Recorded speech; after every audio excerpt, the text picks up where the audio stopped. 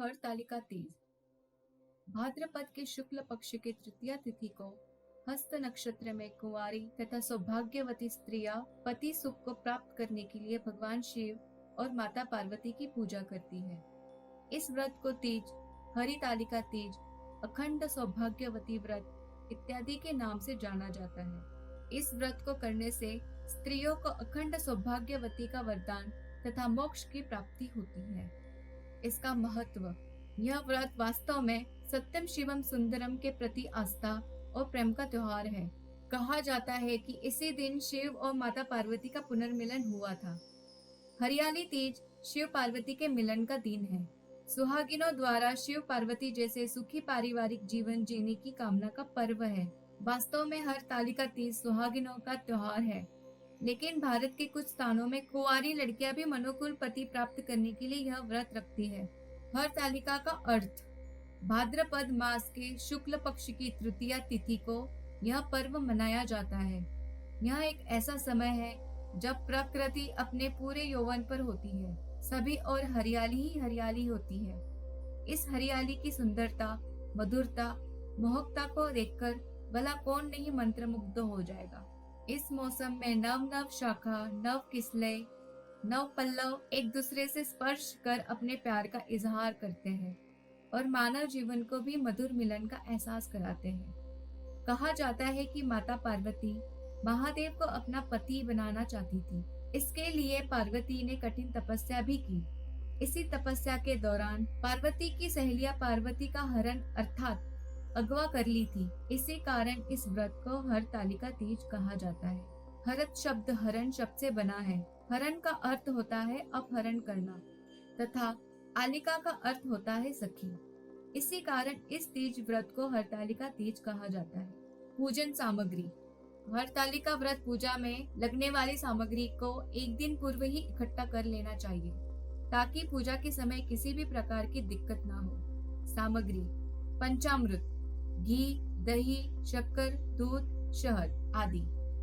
दीपक, कपूर, कुमकुम, सिंदूर, चंदन, अबीर, जनेऊ, वस्त्र, श्रीफल, कलश, बेलपत्र, शमीपत्र, धतूरे का फल एवं फूल, अकाव का फूल, तुलसी, मंजरी, काली मिट्टी अथवा बालू रेत, केले का पत्ता, फल एवं फूल। माता गौरी के लिए पूरा सुहाग का सामान जैसे चूड़िया, बिंदिया, बिछिया, कुमकुम, काजल, माहौर, मेहंदी, सिंदूर, कंघी, वस्त्र आदि लेनी चाहिए। नियम विधि: यह व्रत 3 दिन का होता है। प्रथम दिन व्रती नहाकर खाना खाती है, जिसे नहा खाकर दिन भी कहा जाता है, तथा दूसरे दिन व्रती दिन भर उपवास रहकर संध्या समय में स्नान करके तथा शुद्ध वस्त्र धारण कर पार्वती तथा शिव की मिट्टी या रेत के प्रतिमा बनाकर गौरी शंकर की पूजा करती है। तीसरे दिन व्रती अपना उपवास तोड़ती है तथा चढ़ाए गए पूजन सामग्री ब्राह्मण को देती है तथा पूजन में प्रयुक्त रेत मिट्टी आदि को जल प्रवाह करती है। हरतालिका पूजा में शिव पार्वती एवं गणेश जी की प्रतिमा रेत, बालू या काली मिट्टी की अपने हाथों से बनानी चाहिए। रंगोली तथा फूल से सजाना चाहिए। चौकी पर एक सातिया बनाकर उस पर थाल रखें तथा उस थाल में केले के पत्ते को रखना चाहिए। उसके बाद तीनों प्रतिमा को केले के पत्ते पर स्थापित करना चाहिए। उसके बाद कलश के ऊपर श्रीफल अथवा दीपक जलाना चाहिए। कलश के मुंह पर लाल धागा बांधना चाहिए। घड़े पर सातिया बनाकर उस पर अक्षत चढ़ाए। तत्पश्चात जल चढ़ाना चाहिए। फिर कुमकुम, हल्दी, चावल, पुष्प से कलश का पूजन करना चाहिए। कलश पूजा के उपरांत गणपति पूजा, उसके बाद शिव जी तथा बाद में माता गौरी की पूजा करनी चाहिए। पूजा के दौरान सुहाग की पिटारी में सुहाग की साड़ी रखकर पार्वती को चढ़ानी चाहिए तथा शिव जी को धोती और अंगोछा चढ़ाना चाहिए। पूरे विधि विधान से पूजा करने के बाद हरतालिका व्रत की कथा पढ़नी अथवा सुननी चाहिए।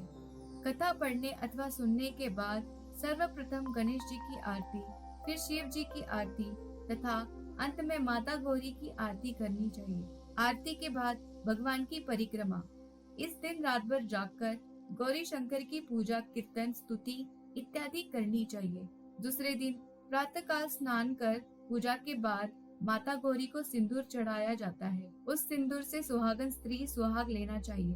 उसके बाद चढ़ाए हुए प्रसाद या हलवा या क्षेत्र विशेष के विधान के अनुसार अपना उपवास तोड़ना चाहिए। उसके बाद सुहाग की सामग्री को किसी ब्राह्मणी तथा धोती और अंगोछा ब्राह्मण को दे देना चाहिए। व्रत में ध्यान रखने योग्य बातें। जो स्त्री या कन्या इस व्रत को एक बार करता है, उसे प्रत्येक वर्ष पूरे विधि विधान के साथ करना चाहिए। पूजा का खंडन किसी भी सूरत में नहीं होना चाहिए। इस दिन नव वस्त्र ही पहनना चाहिए। हरतालिका तीज पूजन मंदिर या घर दोनों स्थान में किया जा सकता है। इस दिन अन्न, जल या फल नहीं खाना चाहिए। महात्म्य कथा। पार्वती जी को पूर्व जन्म का स्मरण कराने के लिए महादेव शिव ने इस प्रकार कहा, हे गौरी, पर्वतराज हिमालय पर भागीरथी के तट पर तुमने अपनी बाल्यावस्था में अधोमुखी होकर कठिन तप किया था। इस दौरान तुमने अन्न का त्याग कर रखा था तथा केवल हवा तथा सूखे पत्ते चबाकर तपस्या की थी। माघ की शीतलता में तुमने लगातार जल में प्रवेश कर तप किया था। वैशाख की तप्त गर्मी में पंचाग्नि से शरीर को तपाया। श्रावण की मुसलधार वर्षा में खुले आसमान के नीचे बिना अन्न जल ग्रहण किए व्यतीत किया। तुम्हारी इस तपस्या को देखकर तुम्हारे पिता बहुत दुखी और नाराज रहते थे। एक दिन तुम्हारी तपस्या और पिता की नाराजगी को देखकर नारद जी तुम्हारे घर आए। तुम्हारे पिता ने नारद जी को आने का कारण पूछा। तब नारद जी बोले, हे गिरिराज, मुझे भगवान विष्णु ने भेजा है। आपकी कन्या की कठिन तपस्या से प्रसन्न होकर विष्णु भगवान उससे विवाह करना चाहते हैं। बताएं, आपकी इच्छा है? नारद जी की बात से पर्वतराज बहुत ही प्रसन्न होकर बोले, श्रीमान, यदि स्वयं विष्णु मेरी कन्या का वरण करना चाहते हैं तो मुझे क्या आपत्ति हो सकती है? वे तो साक्षात पर ब्रह्म है। यह तो सभी पिता की इच्छा होती है कि उसकी पुत्री सुख संपत्ति से युक्त पति के घर की लक्ष्मी बने। नारद जी तुम्हारे पिता की स्वीकृति पाकर विष्णु जी के पास गए और उन्हें विवाह तय होने का शुभ समाचार सुनाया। किंतु जब तुम्हें इस शादी के संबंध में पता चला तो तुम बहुत दुखी हुई। तुम्हें दुखी देखकर तुम्हारी एक सहेली ने तुम्हारे दुख का कारण पूछा। तब तुम बोली, मैंने सच्चे मन से भगवान शिव का वरण किया है, परंतु मेरे पिता ने मेरा विवाह विष्णु जी के साथ तय कर लिया है। मैं धर्म संकट में हूँ। अब मेरे पास प्राण त्यागने के अतिरिक्त और कोई उपाय नहीं बचा है। तुम्हारी सखी ने कहा, प्राण त्यागने का यहाँ कोई कारण नहीं दिखता। दुख के समय धैर्य से काम लेना चाहिए। वास्तव में भारतीय नारी जीवन की सार्थकता इसी में है कि एक बार स्त्री ने जिस पुरुष को मन से पति रूप में वरण कर लिया, जीवन पर्यंत सच्चे मन तथा तन से निर्वहन करे। सच्ची आस्था और एक निष्ठा के सामने तो भगवान भी असहाय है। मैं तुम्हें घने वन में ले चलती हूँ, जो साधना स्थल भी है और जहाँ तुम्हारे पिता तुम्हें ढूंढ भी नहीं पाएंगे। मुझे पूरा विश्वास है कि भगवान अवश्य ही तुम्हारी इच्छा की पूर्ति करेंगे। अपनी सखी के साथ तुम जंगल में चली गई। इधर तुम्हारे पिता तुम्हें घर में नहीं देखकर बड़े चिंतित और दुखी हुए। वे सोचने लगे कि मैंने तो विष्णु जी से अपनी पुत्री का विवाह तय कर दिया है। यदि भगवान विष्णु बारात लेकर आ गए और कन्या घर पर नहीं मिली तो बहुत ही अपमान होगा। ऐसा विचार कर पिता ने तुम्हारी खोज शुरू करवा दी। तुम्हारी खोज होती रही। उधर तुम अपनी सहेली के साथ नदी के तट पर के गुफा में मेरी आराधना में लीन रहने लगी। भाद्रपद में शुक्ल पक्ष तृतीया तिथि तथा हस्त नक्षत्र था। उस दिन तुमने रेत के शिवलिंग का निर्माण किया।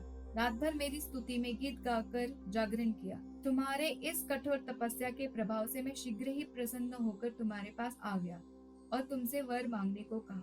तब अपनी तपस्या के बलीभूत मुझे अपने समक्ष पाकर तुमने कहा, मैं सच्चे मन से आपको पति के रूप में वरण कर चुकी हूँ। यदि आप सचमुच मेरी तपस्या से प्रसन्न होकर यहाँ आए हैं तो मुझे अपनी अर्धांगिनी के रूप में स्वीकार कर लीजिए।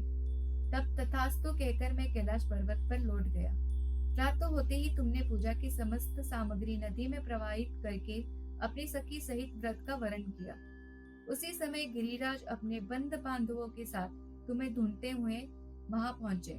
तुम्हारे मन तथा तन की दशा देखकर अत्यंत दुखी हुए और तुम्हारी इस कठोर तपस्या का कारण पूछा। तब तुम बोली, पिताजी, मैंने अपने जीवन का अधिकांश वक्त कठोर तपस्या में बिताया है। मेरे इस तपस्या का एकमात्र उद्देश्य महादेव जी को पति रूप में प्राप्त करना था। आज मैं अपनी तपस्या फल पा चुकी हूँ। अब मेरा विवाह विष्णु जी से करने का निश्चय किया, इसीलिए मैं अपने आराध्य महादेव शिव जी की तलाश में घर से चली गई। अब मैं इसी शर्त पर घर लौटूंगी कि आप मेरा विवाह महादेव जी के साथ ही करेंगे। पर्वतराज ने तुम्हारी इच्छा स्वीकार करी और तुम्हें घर वापस ले आए। किंचित समय उपरांत उन्होंने पूरे विधि विधान के साथ तुम्हारा विवाह मेरे साथ किया।